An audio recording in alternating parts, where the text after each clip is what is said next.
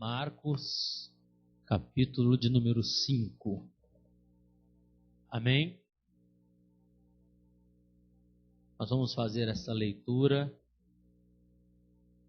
não todo o capítulo, mas eu queria hoje estar ali ensinando, neste capítulo 5, eu queria ensinar, querido, dentro de alguns fundamentos, amém? Que nós podemos chamá-los de Jesus querendo transmitir algo através da ligação das vidas das pessoas com a vida dele, amém? Então o capítulo 5 de Marcos, ele começa a falar da cura de um homem que estava endemoniado, amém? Depois, no verso 21, nós temos o pedido de Jairo para que Jesus cure a sua filha. Na sequência, nós temos a cura de uma mulher enferma. E na sequência, nós temos a resposta do pedido de Jairo, a ressurreição da sua filha. Amém? Nós temos aqui, querido, pelo menos 3 histórias que trazem para nós um ensinamento muito poderoso sobre a intenção de Jesus para a nossa vida e para a vida das pessoas. Eu quero que você leia comigo, amém? Alguns textos importantes. Capítulo 5.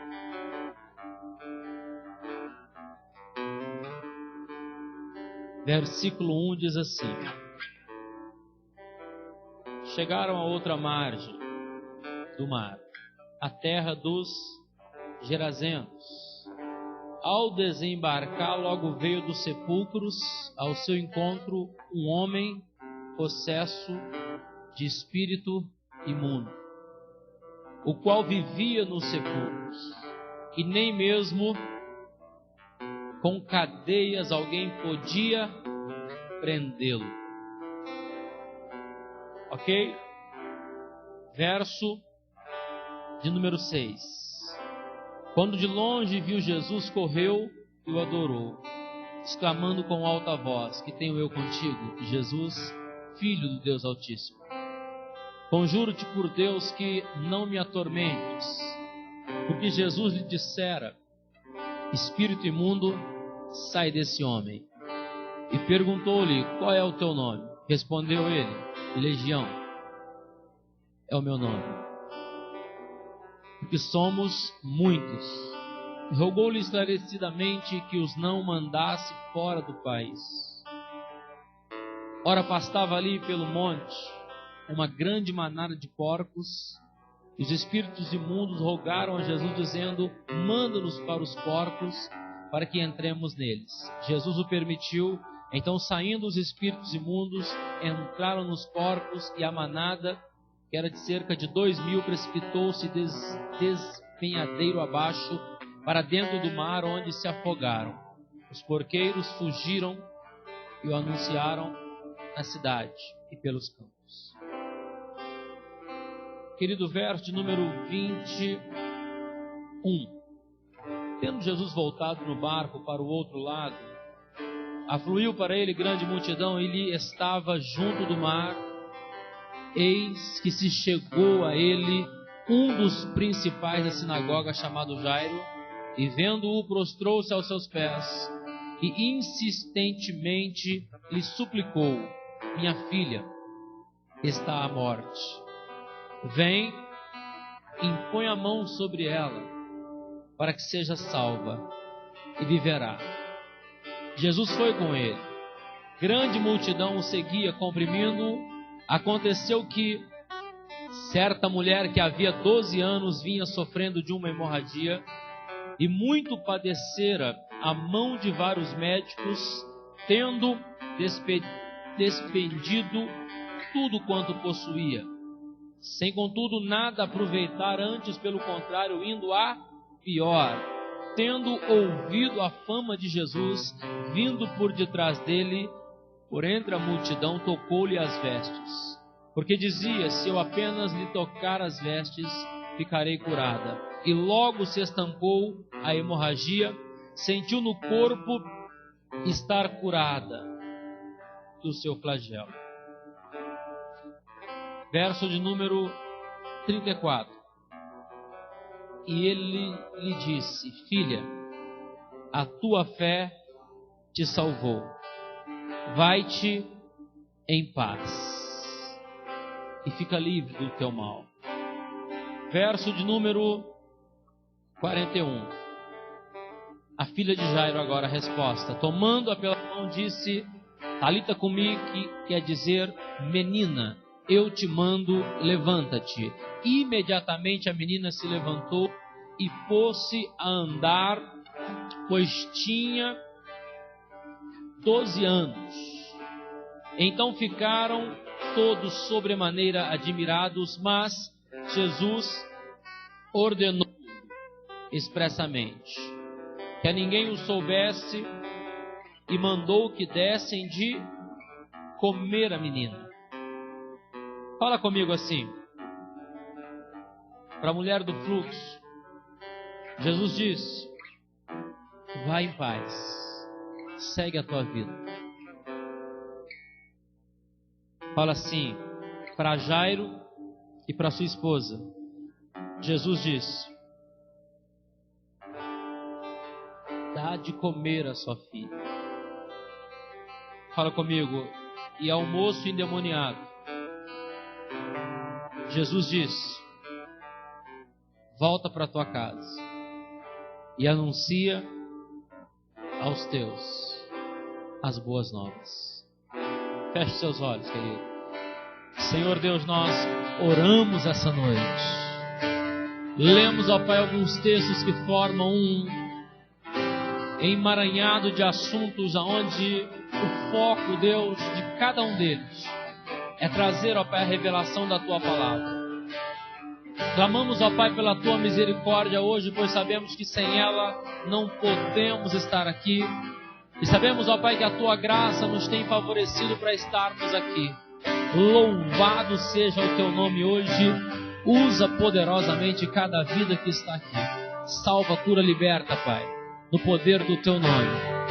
Este é o nosso clamor hoje. Espírito Santo, vem, toma lugar de honra, faz morada, cumpre a Tua missão em nós. Este é o desejo, Deus, do nosso coração. Amado, me ouça por alguns minutos em nome de Jesus. Jesus, Ele se aproximava das pessoas. E é muito importante que você tenha entendimento de uma coisa que Jesus tinha com ele. Em primeiro lugar, amado, Jesus, ele se preocupava em satisfazer as pessoas, em resolver os problemas das pessoas e satisfazer as suas necessidades. Jesus sempre, querido, em todo o seu ministério, ele primeiro realizou coisas pelas pessoas. Primeiro ele demonstrou o porquê ele veio. Isso nos ensina que, ao aproximar das pessoas e resolver os seus problemas, antes mesmo de alguns receberam milagres, obedecer a Cristo, ele primeiro, querido, realizou milagres. Mas em alguns casos nós vamos encontrar ele dando um ensinamento poderoso para as pessoas, dizendo: façam isso, façam aquilo.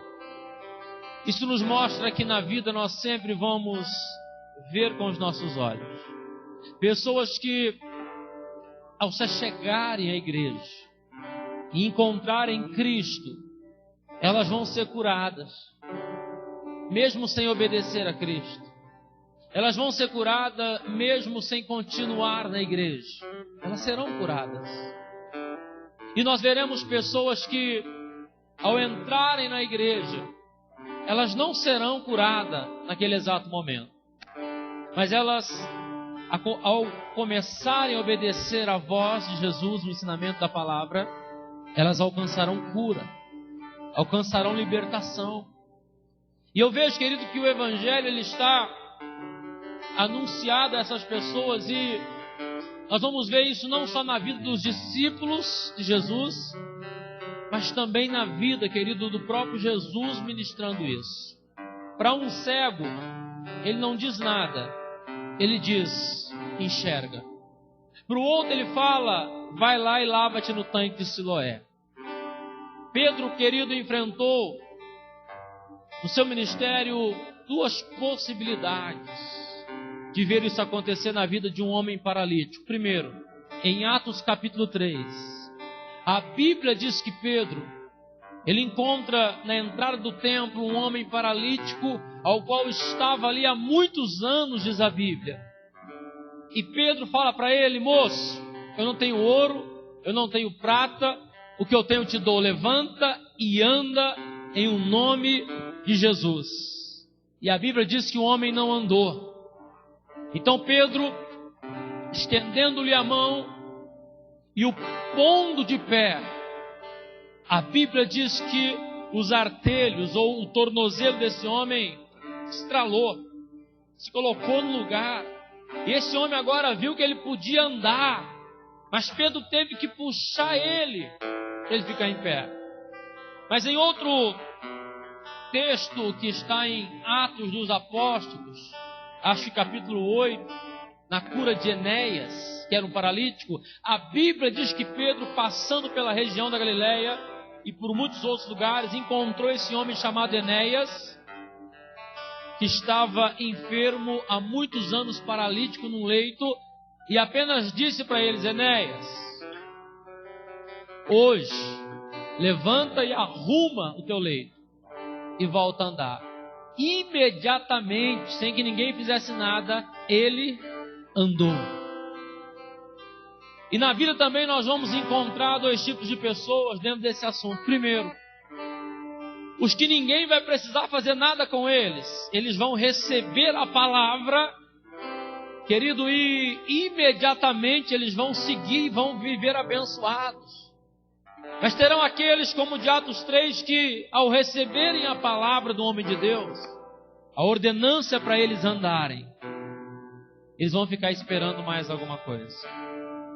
Então, querido, Pedro estende a mão e puxa ele, porque às vezes na igreja nós vamos ter que lidar com esta lei da ligação, onde não basta apenas falar às pessoas o que elas devem fazer, mas devemos também pegá-las pela mão, colocá-las de pé e ajudá-las a começar a andar.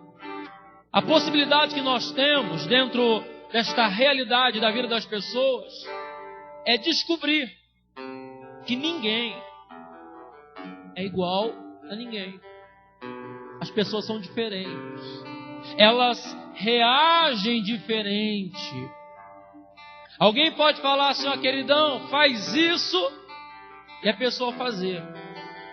E outra pessoa saber o que aconteceu na vida daquela porque ela fez aquilo, e ela não conseguir reagir. Amado, nós temos uma característica na vida onde alguns são sanguíneos, eles são mais acelerados, e outros são bem tranquilos, são mais calmos. Então, querido, Jesus estava querendo que as pessoas dessem uma resposta dentro do que ele estava realizando.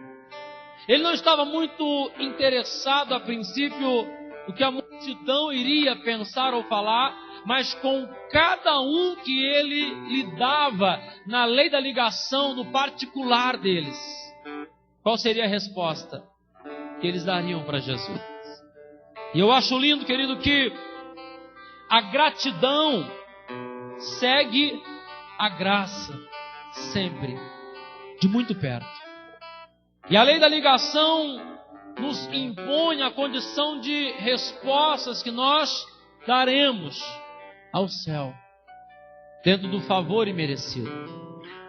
Quando eu falo que a gratidão ela acompanha a graça bem de perto, é porque certamente, filho, todo envolvimento de Deus na nossa vida não pode passar em vão. Nós temos que agradecer. Nós temos que ser gratos a Deus. Só vai entender a graça de Deus quem foi grato a Deus. Billy Graham disse que o inferno estará cheio de homens que foram poderosos na terra em seus ministérios. E o céu estará cheio de pecadores arrependidos. Por que ele disse isso? Num sermão. Porque ele concluiu que a maioria desses homens não foram gratos a Deus. Andaram na sua altivez do espírito. Mas muitos pecadores foram gratos pelo dom de Deus na pessoa de Jesus, por ter salvado eles. A gratidão, querido, ela anda muito perto da graça de Deus. Se você descobrir isso e passar a agradecer mais a Deus, você sempre terá, querido, uma liberação de Deus na sua vida. A Bíblia diz que os céus estão abertos sobre aqueles que são gratos a Deus. E também conclui o versículo do Salmo 68, dizendo: o céu se fecha sobre aqueles que são murmuradores. Jesus acalma o mar para os seus discípulos. E Jesus quer que eles também acalmem o mar na vida das pessoas. Jesus libertou o homem endemoniado. E a resposta que esse homem poderia dar a Jesus é voltar para a sua casa e anunciar as boas notícias. Jesus curou uma mulher do fluxo de sangue, uma hemorrágica. E a resposta que ela deveria dar era apenas transparecer diante da multidão e dizer que ela o havia tocado. E a Bíblia diz que agora ela recebe a seguinte notícia: siga a tua vida em paz. A única resposta que ela teria que dar, que a Bíblia não diz que ela deu, mas Jesus disse: vá e me dê essa resposta. Continua a tua vida em paz, livre deste mal. É uma resposta que nós não vamos dar simplesmente com as palavras que temos diante do altar dele. Não adianta você vir aqui hoje e falar: Deus, eu vou fazer isso, eu vou fazer aquilo. Esta não é uma resposta óbvia que a Bíblia está dizendo. A Bíblia está dizendo que você deve ir e com a sua vida dar uma resposta a Ele pelas suas atitudes e pelo seu testemunho. Querido, o altar de uma igreja não é lugar de resposta de homens. Nós não precisamos nos reunir aqui e começar a lamentar e querer dar respostas aqui. Aqui sim se cumpre, segundo Crônicas 7,14, se o meu povo, que se chama pelo meu nome, se aproximar de mim, arrependidos, e vir no meu altar, eu então curarei as suas feridas, sararei a sua terra. Amados, nós precisamos entender isso. Jesus disse: vai, viva em paz. Não é uma condição agora de eu querer responder, mas eu preciso viver, amados, seguir a caminho de dias melhores. Jesus ressuscitou a filha de Jairo, e a resposta que ele queria, que a Bíblia também não vai dizer se os pais fizeram isso, mas ele disse: agora, alimentem a sua filha. Dá a ela de comer.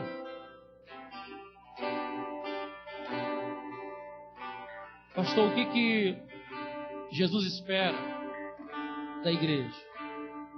Uma resposta, não de palavras. Senão a Bíblia estaria dizendo: e eles a alimentaram.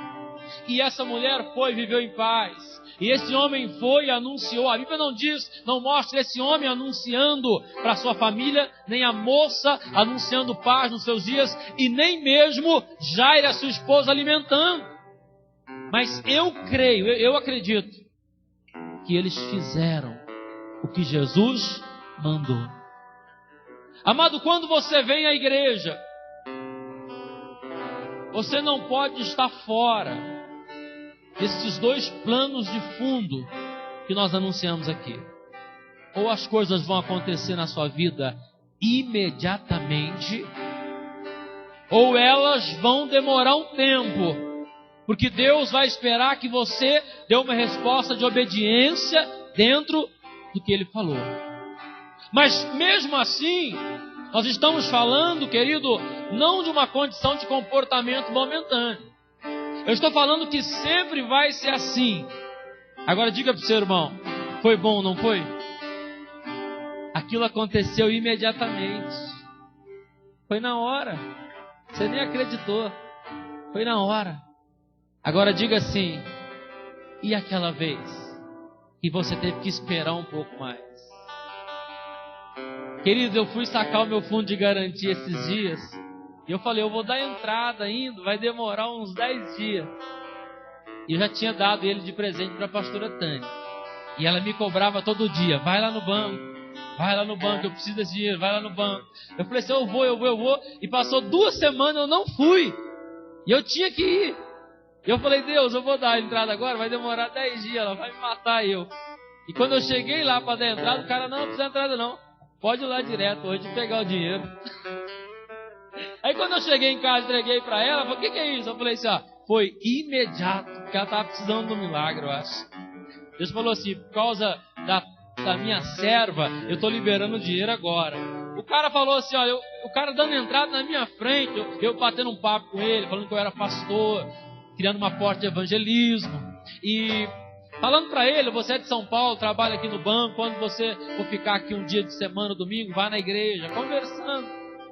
E ele falou assim, pastor, eu não preciso da entrada porque esse dinheiro está liberado. Eu falei, é imediato. Mas já teve vezes que eu tive que esperar. Uma vez eu tive que esperar um seguro-desemprego que no primeiro mês não veio, no segundo não veio. E 90 dias aí veio tudo uma vez. Mas como foi difícil aqueles 3 meses, né, Tânia? Tive que esperar. Querido, a resposta para alguém que espera, às vezes é tão difícil. Quando nós temos que dar uma resposta, sabendo que Deus está, querido, prometendo algo que Ele já fez para Ele, mas para nós ainda não se manifestou. A gente muitas vezes fica impaciente. A gente fica ansioso. A gente fica desesperado. Imagina aquele homem quando Pedro disse, anda! E ele tentando andar. Imagina aquele moço que Jesus disse para ele, em João capítulo 5, paralítico de Betesda, 38 anos, ali esperando alguém, e o testemunho dele é esse, ninguém me ajuda, ninguém estende a mão, e Jesus disse assim para ele, agora pega o teu leito e anda, e ele insistiu nisso, mas não tenho ninguém. E ele não entendeu o que Jesus estava dizendo agora, eu estou aqui, aconteceu, já foi, já é. Mas imagina aquele homem tentando se mexer e não conseguindo. Que alguém que há 38 anos não se mexe, nem acredita mais que as coisas vão se mexer. Aí quando ele recebe uma palavra, a primeira coisa que eu acho que ele vai é tentar se mexer. 38 anos travado, agora ele vai tentar se mexer. E assim também o de Atos 3. Então há pessoas que nós vamos ter que dar uma sacudida nelas, para elas se plumarem. Mas alguns, eles não vão nem querer saber quanto tempo estava travado. Eles vão confiar na palavra e imediatamente vai ocorrer na vida deles. Então, amado, a resposta diante de algo que demora às vezes nos leva a uma impaciência, nos leva a um lugar de ansiedade, nos leva, querido, a um lugar onde nós queremos satisfazer a condição nossa de vida dentro do nosso tempo e nos esquecemos da promessa de Deus. E Deus, amado, Ele é tão fiel na sua palavra que ainda na nossa teimosia Ele não vai deixar de cumprir a sua palavra. Repita isso para você nunca mais esquecer. Ezequiel 12, 25. Eu cumprirei a minha palavra, ó casa rebelde de Israel. vocês estão rebeldes comigo, mas porque eu jurei por amor do meu nome, eu cumprirei a minha palavra na vida de vocês. Sabe, querido, eu tenho aprendido uma coisa com Deus. Quando nós conseguimos andar dentro da gratidão, que é uma ligação muito perto da graça, nós podemos entender o que Paulo está dizendo em 1 Tessalonicenses 5, em tudo dai graças. E por que Paulo fala isso? Depois de ter sofrido, apanhado, quase afogado, está sendo oferecido na forca, e ele tem forças para escrever para Tessalonicenses dizendo, em tudo dai graças. Porque Paulo, querido, ele entendeu que não importa quanto demore, não importa se vai ser instantâneo, imediato ou não, importa, filho, que nós já temos nele e dele aquilo que ele prometeu para nós. A igreja não precisa ser uma igreja que vive inconstantemente afluindo as cobranças de um reino que já chegou, para que ele possa realizar alguma coisa na plataforma humana, mas ela deve querer se colocar em uma posição de submissão ao seu Senhor e cumprir e dar a ele uma resposta. E a resposta muitas vezes que nós não estamos dando a ele tem sido essa. Quando ele diz assim, é uma ordem, não é só um pedido, é uma ordem. Há uma grande diferença quando recebemos um pedido de alguém. Fulano, você pode fazer isso para mim? Isso é um pedido. Mas uma ordem é assim, olha, faça isso agora. A ordem, querido, que ele dá é ide, pregai o evangelho a toda criatura. Isso não é um pedido.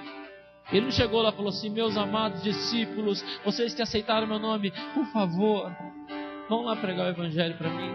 Não. Até porque a palavra discípulo, ela é muito mal interpretada às vezes. Paulo fala assim, olha, ele até fala assim, olha, Paulo, escravo. Escravo no sentido, eu não tenho direito de recusar o que meu Senhor mandar. Escravo no sentido, a minha vida foi entregue a Ele. Eu não tenho como abandonar o que Ele colocou para mim. O sentido literário, querido, muitas vezes das nossas traduções não nos deixam entender com exatidão a profundidade de alguns textos. Por exemplo, quando a Bíblia diz em 1 Pedro 3, amai-vos cordialmente uns aos outros, como Cristo vos amou. A palavra ali no original seria amai-vos das entranhas. Diga para o seu irmão, é como se você tivesse que amar das tripas. Fazer das tripas o coração. Quem já fez esse jargão para alguém? A pessoa faz das tripas o coração, né? Amar de dar calafrio, né, Viviane? Quando você olhou para o Cássio, ele com aquela bengalinha, pastor, eu senti um calafrio por dentro. É esse amor, você tem que manter aceso por ele. Amém? Aquele amor quando você olhou para a pessoa assim, ó, gelei, pastor. A Bíblia fala desse amor cordial, que é um amor das entranhas. Como Cristo, então, como Cristo vos... Então, peraí, então Cristo, Ele me amou com esse amor que dá calafrios por dentro. E Ele morreu amando-me assim. E Ele ressuscitou me amando assim, sentindo calafrios por dentro. Antigamente, lá nos dias que se escrevia, no grego koiné, que era o grego da época onde se escrevia, Pedro, esse grego koiné que Pedro está escrevendo, ele trazia esta intenção desse amor que dava calafrios. Então a expressão que se escreveu foi esse, amai-vos das entranhas. Porque eles acreditavam que o amor verdadeiro ele tinha que ser sentido nas tripas. Aí agora vem a tradução moderna, amai-vos cordialmente. Alguém fala, é para amar somente, para abraçar, para... Não, querido. É muito mais do que isso. É chorar com os que choram e se alegrar com os que se alegram. A resposta que a igreja precisa dar a este século é uma resposta de alinhamento. É uma resposta de uma igreja séria. Os anos se passaram. A tradição da igreja, ela não se perdeu, porque a tradição da igreja está na Bíblia. Quando alguém fala fulano é tradicional, não quer dizer que fulano é frio. Quer dizer que fulano tem um zelo de santidade, de vida com Deus, que ele segue uma tradição para fazer as coisas. Por exemplo, fulano é tradicional. Fala para o seu irmão, fulano é tradicional. Fulano segue princípios para servir a Deus. Ele não foge dos princípios. Por exemplo, alguém fala a igreja batista tradicional. Por quê? Você vai chegar lá, o culto sempre vai ser 1, 2, 3, 4. Vai seguir certinho. A hora do aviso, a hora do louvor, a hora da palavra, terminou. E vai ser assim. Porque é uma igreja que segue a tradição. Desde os pais da igreja. Ah, vamos numa igreja pentecostal. Aí o povo fala assim, ó, eu sou pentecostal. Aí os pentecostais acreditam que ser pentecostal é se mover no espírito. E eles também são tradicionais, porque eles seguem o culto deles. Abertura, palavra, oportunidade, palavra do dízimo, palavra do ofertório, pregador prega, e no final chama o pessoal à frente, faz isso, faz aquilo, dentro da visão deles. E eles acham que o tradicional é frio e o pentecostal é quente. Eles acham. Mas não tem nada a ver uma coisa com a outra. A questão, querido, é os princípios que se seguem. Se os antigos estivessem hoje na nossa igreja, eles diriam assim, olha, vocês são tradicionais, mas vocês expressam uma alegria diferente da nossa. O mover do culto de vocês é um pouco diferente. Mas a tradição, ela tende a princípios.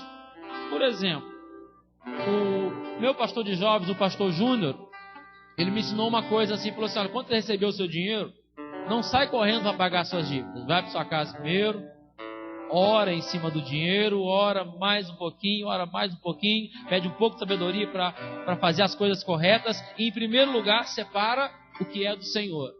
Enquanto você não entregar no gasofilaço o que é do Senhor, não pague nada, não resolva nada. O que nós fazemos hoje? Tudo ao contrário. Saem pagando fulano, ciclano. Sobrou isso aqui, toma Deus. Então você não é tradicional. Você deve ser pentecostal. Os pentecostais são assim. Fazem barulho, mas na hora de dar o dízimo... Os tradicionais não. Recebeu... Esse aqui é do Senhor. Quem aqui já foi numa igreja batista e o pastor estava chorando? Pelo amor de Deus, irmão, oferta hoje. Quem já foi? Você nunca viu isso? Mas quando você vai nesses congressos pentecostais, os caras trancam a porta. Ninguém sai daqui sem dar tanto. O Cássio lembra disso, né, Cássio? Tinha até visão de gente vestida de ouro na igreja. Olha, irmão, você está vestido de ouro na igreja. Você vai dar R$1.000, R$2.000, R$3.000. Teve um que falou assim, eu preciso de tantos, dá R$7.000.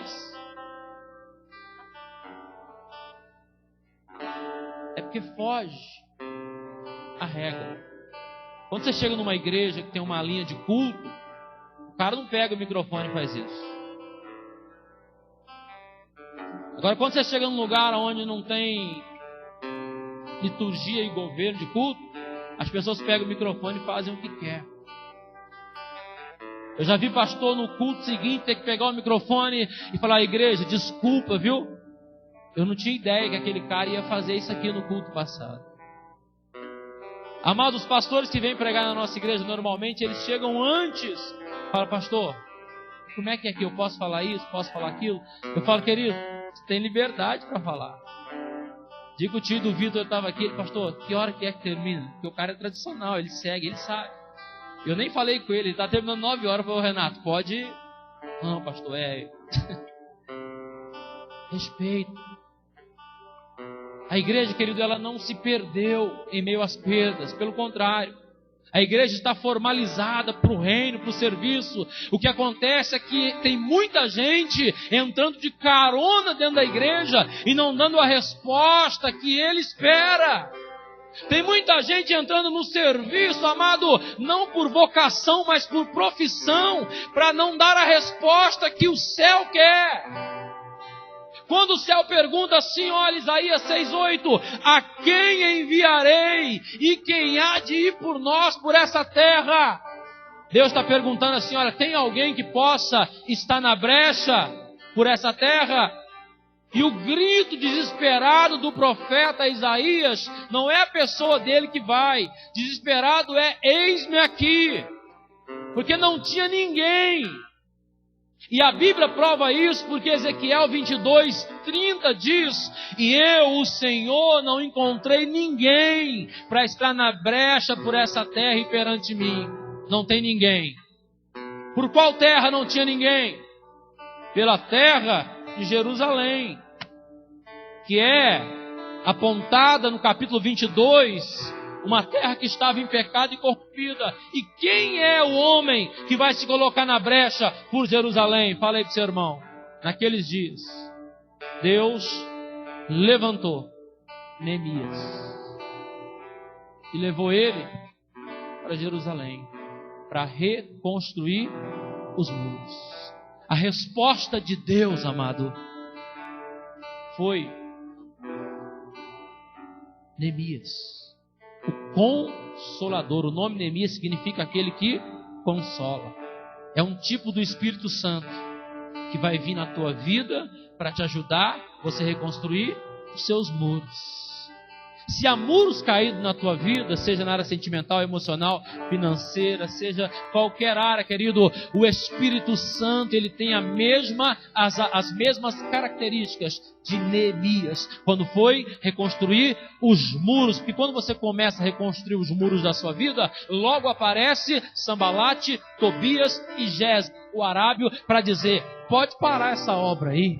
Isso daí não vai dar em nada, não. É só mais uma tentativa frustrada. Até uma raposa vai derrubar o muro da tua vida. E você tem uma postura no Espírito Santo, aonde você não para de fazer a obra, não para de reconstruir os muros da sua vida. Você segue perseverante. E essa perseverança, ela te traz uma paciência, porque você vive na promessa de Deus, filho, e sabe que os muros serão reconstruídos, porque o próprio Deus tem interesse nisso. E a resposta que você pode dar para o céu é não parar, não retroceder. Avança, meu querido. Aquilo que o céu falou para você é só avançar, é continuar seguindo, é continuar se mantendo, é continuar, filho, prosseguindo para o alvo da soberana vocação em Cristo Jesus. Repita comigo assim: eu tenho que aprender a viver dentro desta posição de pensamento do apóstolo Paulo. Fala Filipenses 3:13. Irmãos, quanto a mim não julgo havê-lo alcançado, mas uma coisa faço, esquecendo-me das coisas que para trás ficam e avançando para as que estão diante de mim, prossigo para o alvo, para o prêmio da soberana vocação de Deus em Cristo Jesus. Todos, pois, que somos perfeitos, tenhamos este sentimento. E se porventura pensais de outro modo também, isto Deus vos esclarecerá. Todavia andemos de acordo com aquilo que já temos alcançado. A intenção de Deus, amado, é que você, sempre em você mesmo, não esteja confirmado que já tenha terminado alguma coisa, porque verdadeiramente Cristo, filho, começou a boa obra e Ele a terminará. Por isso, eu te dou um conselho hoje.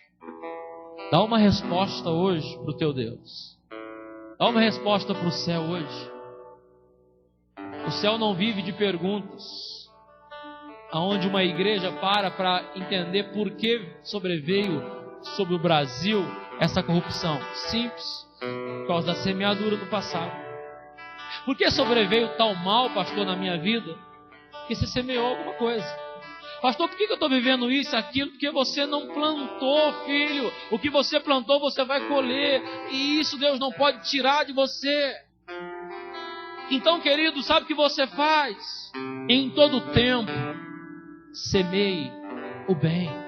Porque a seu tempo, você ceifará. Fala para o seu irmão, isso é Bíblia pura. Gálatas 6:9. Amém?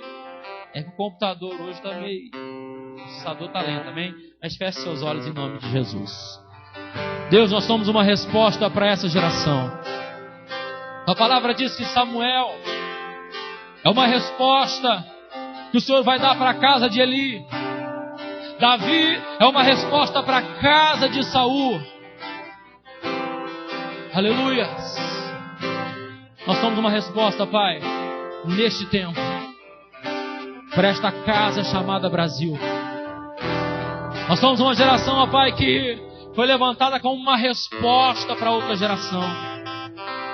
E nós cremos, ó Pai, que neste tempo, ó Pai, o Senhor está nos dando uma informação preciosa. Primeiro, o que o Senhor falou para o gadareno: vá para a sua casa e anuncie as boas novas. Nós temos que fazer isso hoje sobre o Brasil. Segundo, o que o Senhor falou para aquela mulher: vai e viva em paz. Nós temos que fazer isso pelo Brasil. E terceiro, o que o Senhor falou para Jairo: alimenta a sua filha. Nós somos chamados para anunciar as boas novas. Nós somos chamados para trazer paz sobre uma nação. E nós somos chamados para alimentar os filhos que estavam mortos, mas foram ressuscitados pelo poder de Cristo. A igreja tem 3 funções dentro do que nós pregamos hoje. Primeiro, anunciar as boas novas. Segundo, anunciar paz aos homens na terra. E terceiro, alimentar as gerações que estão por vir. Eu quero nessa noite, filho, te adiantar uma palavra de Deus para a tua vida. Você foi chamado para anunciar as boas novas. Você foi chamado para anunciar paz na terra dos viventes. E você foi chamado para alimentar as gerações vindouras. Oh! Espírito Santo, nosso amigo, nosso consolador, vem de encontro a nós agora e traz sobre nós, ó Pai, essa atmosfera de milagre, de poder, e conhecer o poder da ressurreição. Aquela família, ela conheceu o poder da ressurreição. Oh Espírito Santo, este é tempo de sinais, tempo de maravilhas. Oh, Deus quer fazer algo sobre a tua vida, filho, em nome de Jesus. Fica aí na intimidade com o Pai. Adora o nome dele, filho. Fala com ele agora. Fala com ele agora, filho. Você precisa ser uma resposta para a tua família. Você precisa ser uma resposta para essa terra.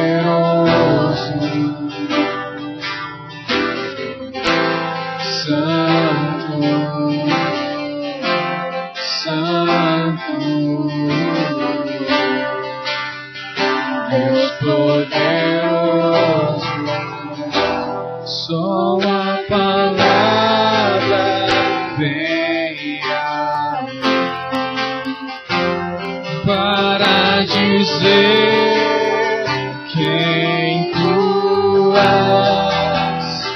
Só a palavra vem a mim para dizer quem tu és.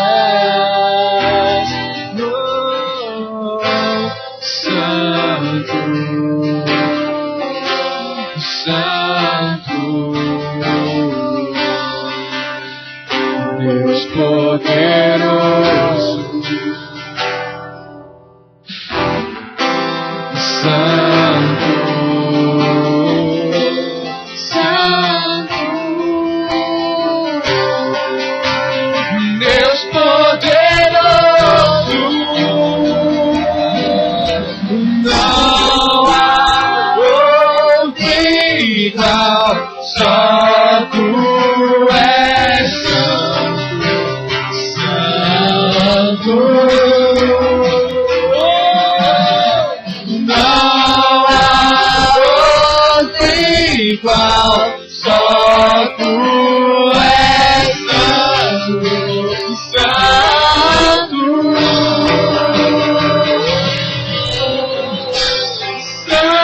santo, santo, Deus poderoso,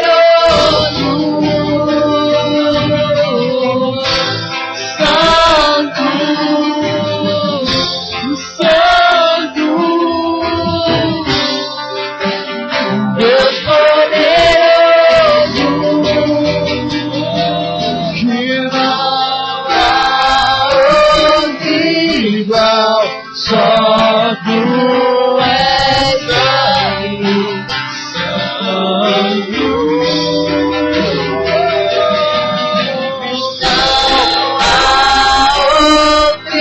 Igual, só tu és santo,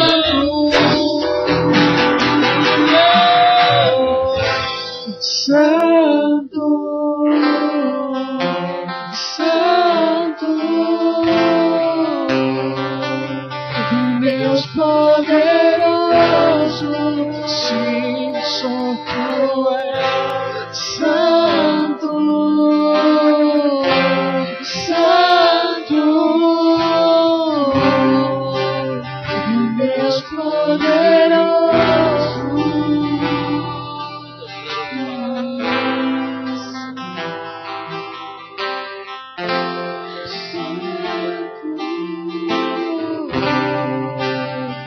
Deus poderoso. Pode declarar isso. Você pode declarar isso. Santo, Santo, Deus poderoso,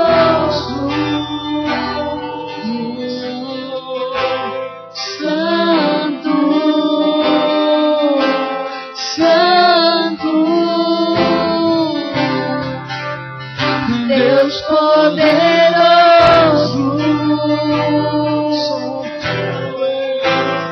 Santo, Santo, Deus poderoso. Glória a Deus. Querido, eu tenho que confirmar isso para o seu coração. O nascimento de Jesus, em Lucas 2, do 8 ao 14, mas principalmente o 14, diz que no seu nascimento ele trouxe, filho, as boas novas. Ele trouxe paz na terra dos homens, ao qual ele os quer bem. Jesus trouxe com ele isso, amado, as boas notícias, a paz e a condição de fazer os homens estar bem alimentados. Em Lucas 2, no verso 8 em diante, diz que os pastores guardavam o seu rebanho nas vigílias da noite. todo pastor que guarda o seu rebanho nas vigílias da noite. Eles terão sinais de anjos. Eles verão o brilho da glória de Deus. Eles guardarão-se no temor de Deus. A Bíblia diz: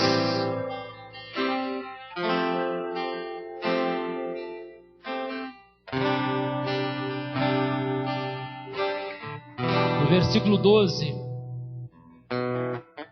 que Jesus se vestiu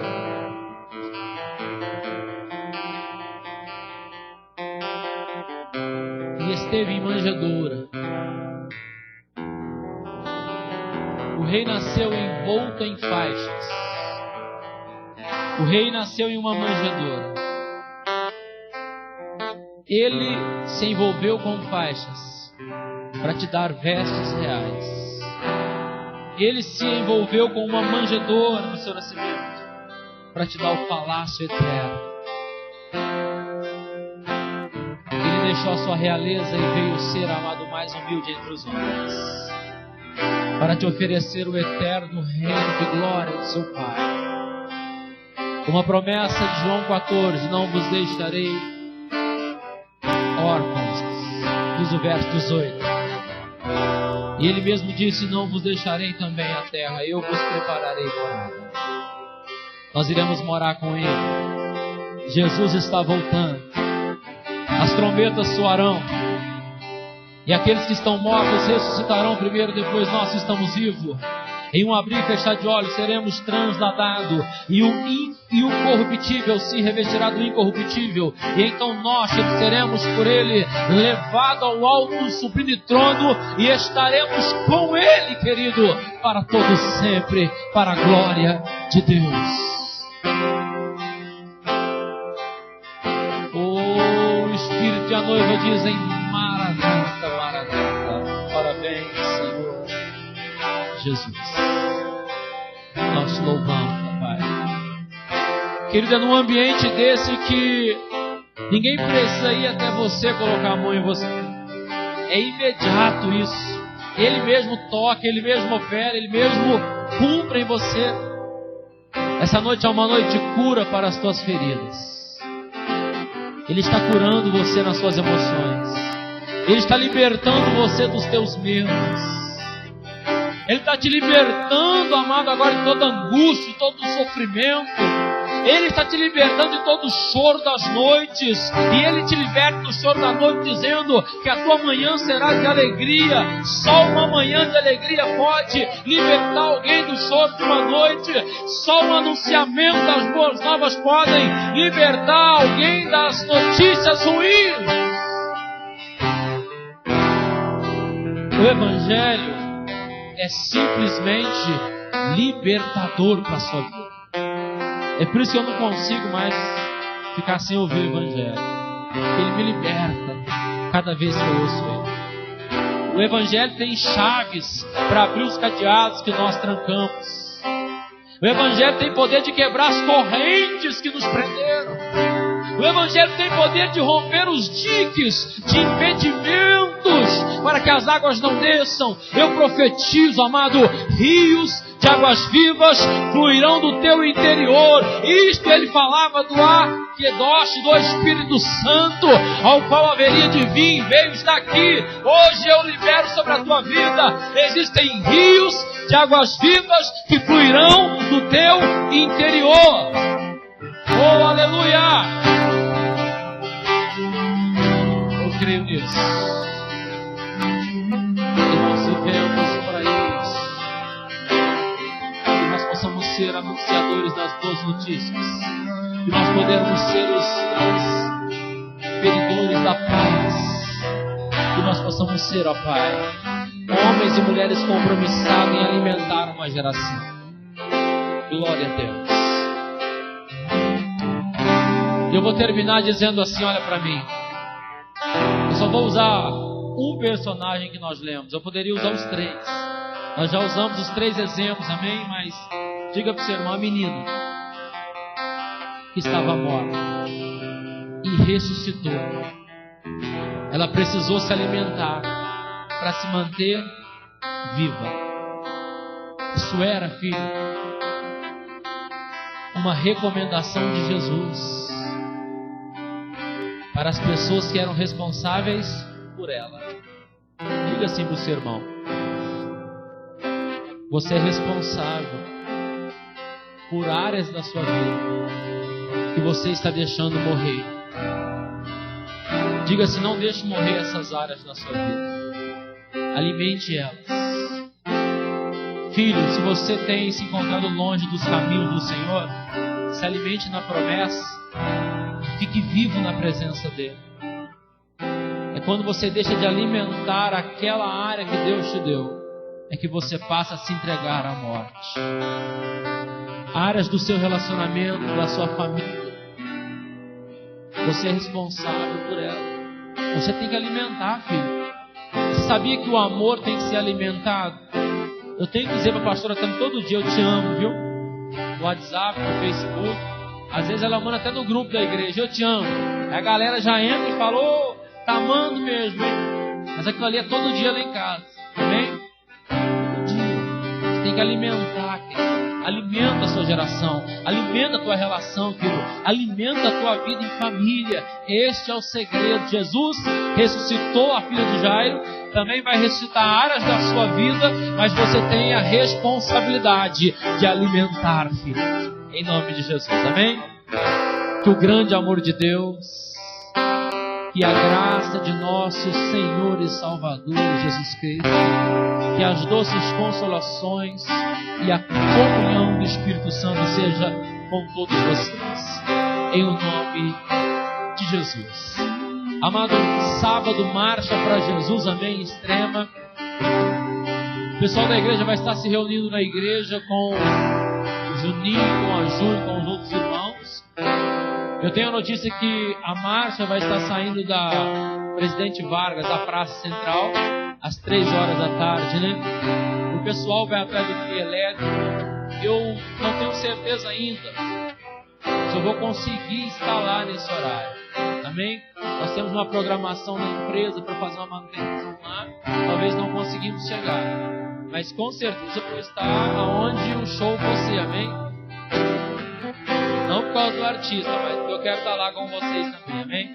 Acho que vai ser no parque de eventos, né? Nós vamos estar lá. Querido, se você precisar da camisa da marcha, nós não temos mais. A nossa foi sob encomenda. Tem uma loja aqui na João Mendes. Eu não sei o número. Está no grupo da igreja. Você pede, depois eles comentam. E as camisas estarão nessa loja à venda, amém? À disposição lá. Não sei o valor, não me passaram. Mas quem de última hora ainda vai encontrar camisetas, ok? Deus abençoe a tua vida. Final de semana de vitória, de bênção, em nome de Jesus, amém? Até domingo, amado. Domingo estaremos aqui. Domingo é o primeiro domingo? É? Não é? Querendo tomar café na igreja domingo? Então é só no próximo. Então, amém. Ok. Mas o próximo domingo é a ceia do Senhor, amém? Amém. Deus abençoe a sua vida, querido. Até domingo às 19 horas.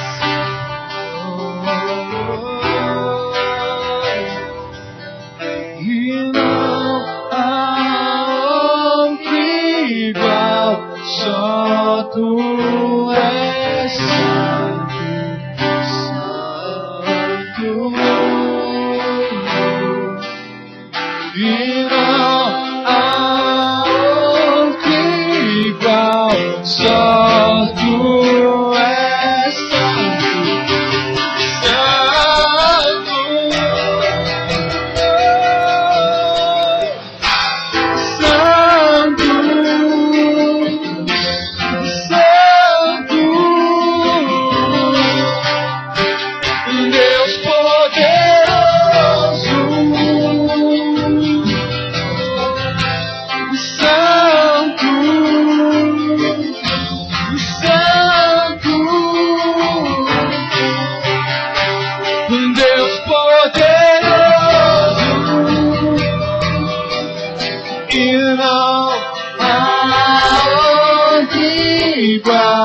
Só tu és